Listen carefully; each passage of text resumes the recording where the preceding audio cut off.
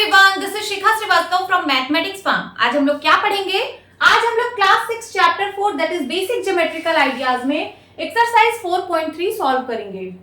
अभी मैंने पहला क्वेश्चन लिखा है। क्या है पहला question? Name the angles in the given figure. ठीक है, यहाँ पे आपको एक फिगर गिवन है, इसमें जितने भी एंगल्स बन रहे हैं उन सबका आपको यहाँ पे नाम लिखना है। ठीक है, तो एंगल क्या होता है? एंगल यहाँ पे मैं समझाती हूँ। एंगल क्या होता है?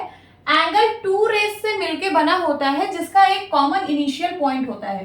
This is the initial point और ये टू रेज है ना, ऐसे ही मिलकर बना होता है।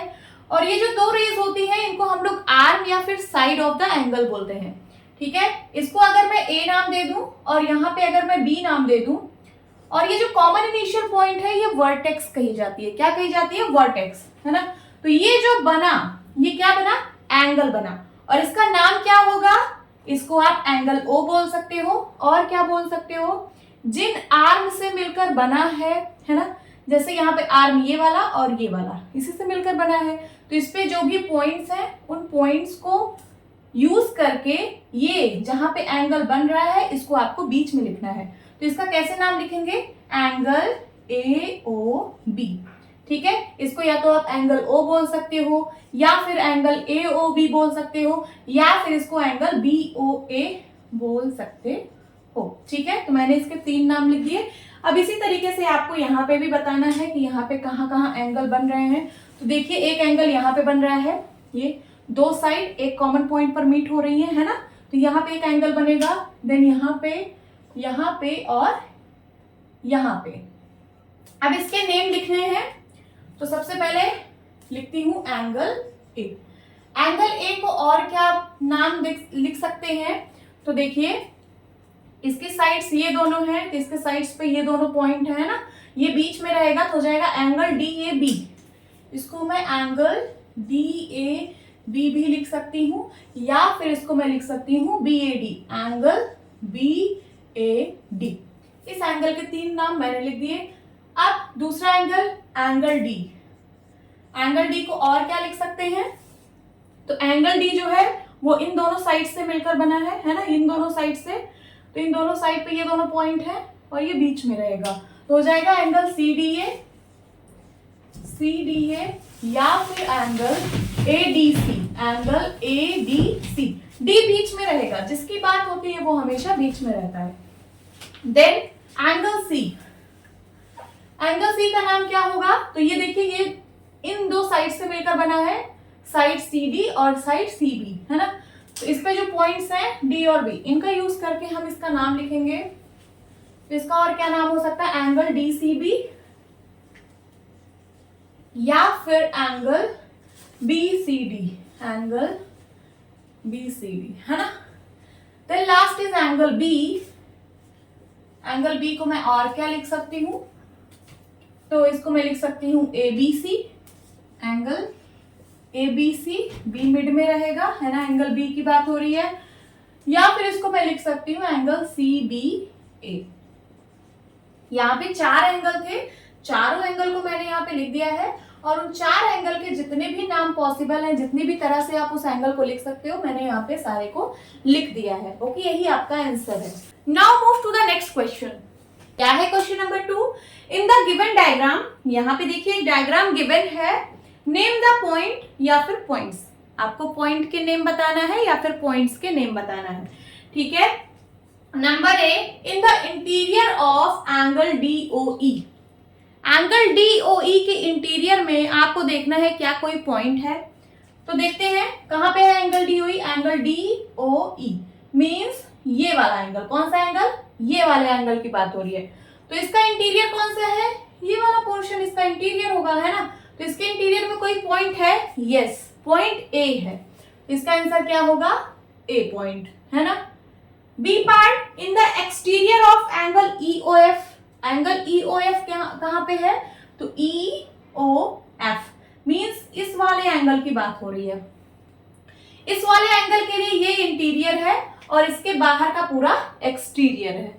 तो इसमें क्या पूछ रहा है? In the exterior of angle E O F.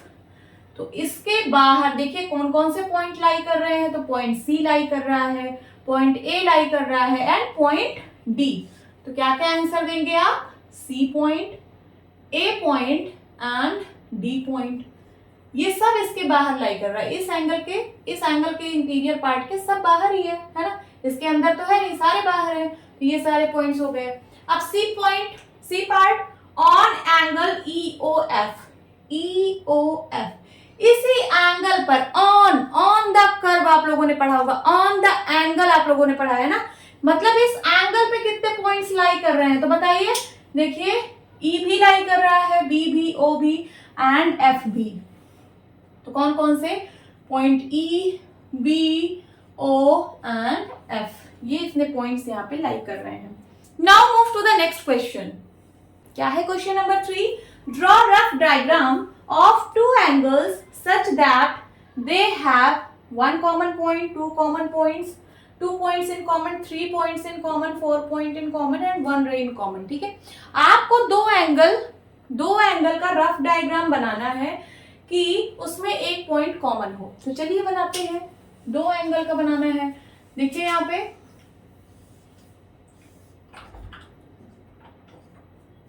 ये मैंने पॉइंट O नाम दे दिया, ठीक है, इसको पॉइंट A, यहाँ पे पॉइंट B, यहाँ पे पॉइंट C और यहाँ पे पॉइंट D। अगर मैं इस वाले एंगल की बात करूं, एंगल AOB है ना, और एंगल COD, इन दोनों एंगल्स की बात कर रही हूं मैं।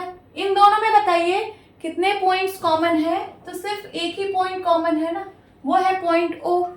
तो ये आपका इसका एक रफ डायग्राम बन गया। ठीक है, अब यहाँ B में है 2 पॉइंट्स इन कॉमन।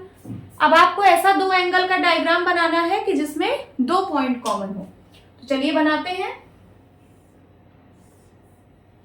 ये देखिए, इसको पॉइंट O नाम दे दीजिए एंड इसको point A, point B, point C। इसमें देखिए कितने पॉइंट कॉमन है। अगर मैं इस वाले एंगल की बात करूं, एंगल AOB और एंगल BOC, दो एंगल का मैंने बनाया डायग्राम, है ना। इन दोनों एंगल में कितने पॉइंट्स कॉमन है? तो 2 पॉइंट्स। कौन कौन से? एक पॉइंट O और एक पॉइंट B, है ना। तो इसके लिए ये वाला डायग्राम बन गया। And then C part, 3 points in common. ठीक है, आपको दो एंगल का डायग्राम बनाना है कि जिसमें 3 पॉइंट कॉमन हो। कैसे बनाएंगे? देखिए यहाँ पे इसको मैं O नाम दे देती हूं, यहां पे मैं दे रही हूं P, Q, R और यहीं पे मैंने एक और पॉइंट दे दिया S। अब बताइए, ये जो मैंने डायग्राम बनाया इसमें कितने पॉइंट कॉमन है? इस वाले एंगल और इस वाले एंगल में दो एंगल बनाया है ना, एक एंगल POQ और एंगल QOR, है ना। इन दोनों एंगल में कितने पॉइंट कॉमन है? तो देखिए यहाँ पे 3 पॉइंट कॉमन है। कौन कौन से? O पॉइंट, S पॉइंट और Q पॉइंट। तो इसके लिए ये वाला डायग्राम सुटेबल है। And then D part, 4 points in common. ठीक है, अब चलिए 4 पॉइंट कॉमन का बना लेते हैं। इसका इधर कहीं बनाते हैं।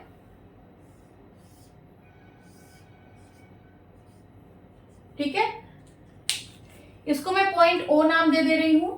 यहाँ पे A, B, C, यहाँ पे कोई 2 पॉइंट और दे दीजिए, है ना। इसको मान लीजिए P है, इसको मान लीजिए Q है।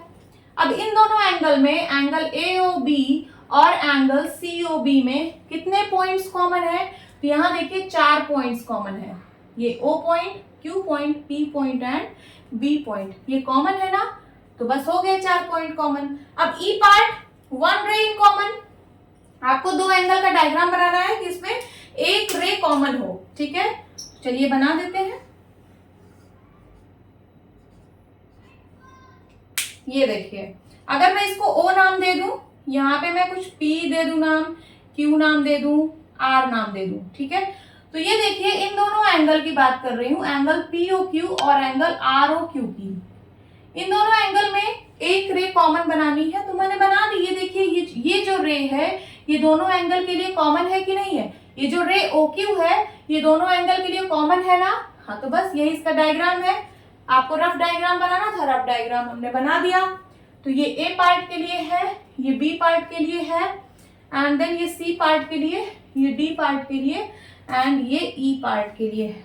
ओके, होप स्टूडेंट्स आपको ये क्लास अच्छी लगी होगी।